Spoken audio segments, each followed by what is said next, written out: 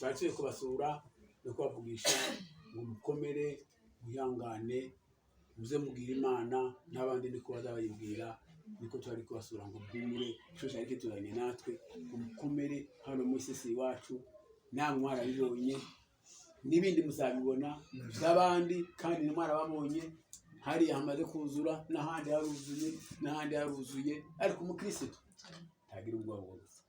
Haleluya, amen. Mwanditse yavuze ngo urupfu Yesu yarugize irembo, kandi gituma yarugize irembo ni nukora ari inzira abantu bose ntabuze urwanga ntawe baniyo bavuze.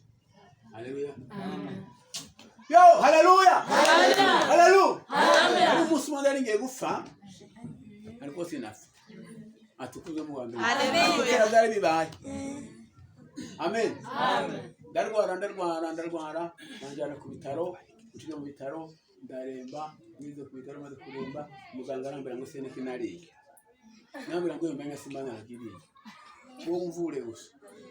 Nunanirwa umbe. Iyo bimenya ko cyo nariye banga nakirese. Uko ndi uko sinzi kumbanira. Haleluya, amen. Ngo buke nyine ngo bansezera ngo nje gupfa. Buke ngo bansezerera ndarandi tayari ariko ngo habe nkasakene.